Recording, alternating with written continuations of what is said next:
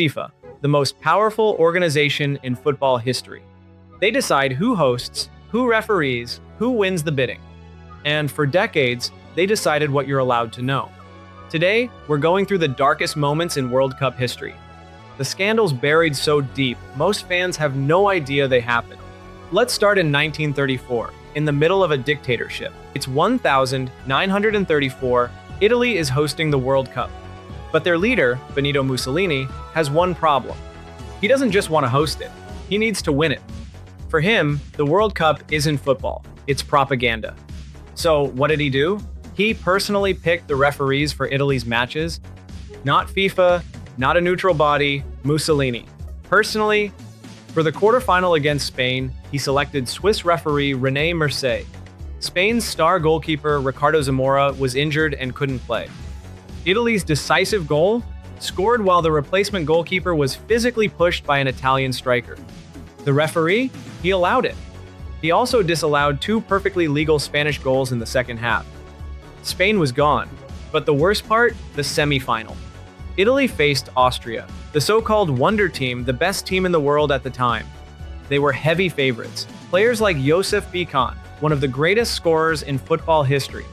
The night before the match, Mussolini invited the Swedish referee Ivan Eklund to dinner, just to discuss tactics. Austrian forward Josef Bican later said, and he maintained this until his death in 2001, that the fix was in before a ball was even kicked.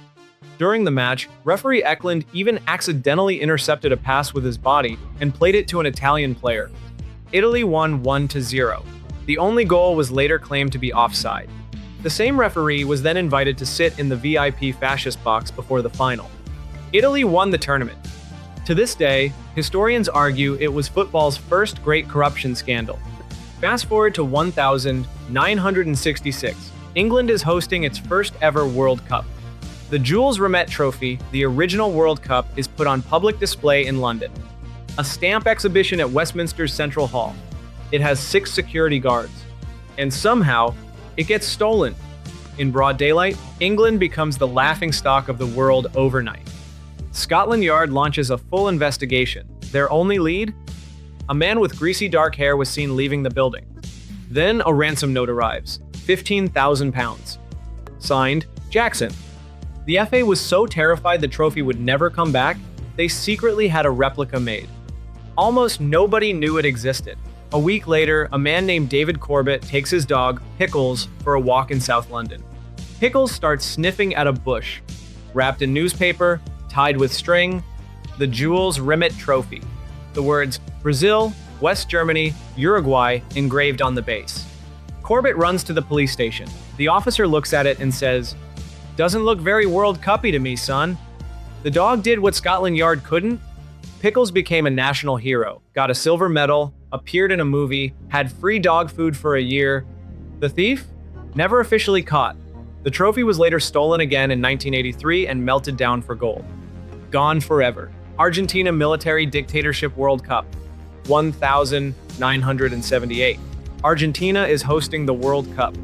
But Argentina is also living under one of the most brutal military dictatorships in history. General Jorge Videla seized power in 1976. In less than 1 kilometer from the River Plate Stadium where Argentina played their games, a torture center where over 5,000 political opponents were killed. Videla needed the World Cup for one reason: propaganda. If Argentina won, the world would look away from what was happening, the match that shouldn't have happened. Argentina are in the second group stage. They need to beat Peru by 4 goals to reach the final. Not just beat them by 4.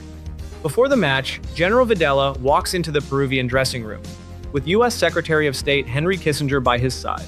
He reads out a message about the bond between Argentina and Peru. Argentina wins 6-0. Peru, who had conceded just 6 goals in their entire previous 5 World Cup games, lost 6-0. What came after? What came after has been described as one of the darkest deals in sports history. Argentina shipped 35,000 tons of grain to cash-strapped Peru, unfroze $50 million of Peruvian bank accounts. And, according to a former Peruvian senator testifying in court, 13 Peruvian political dissidents were handed to Videla's regime to be tortured and imprisoned.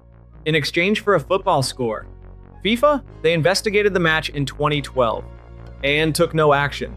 3 scandals, 3 World Cups, a dictator who bribed referees, a trophy stolen and melted for gold, a match-fixing deal that cost people their lives. And FIFA, the organization that runs all of it, still holds the most watched sporting event on Earth. The 2026 World Cup is coming, USA, Canada, Mexico, and one question is worth asking before it starts. How many of the moments we're about to watch will we only find out the truth about 50 years from now? If you want more stories like this, the ones nobody talks about, subscribe, because this is only the beginning.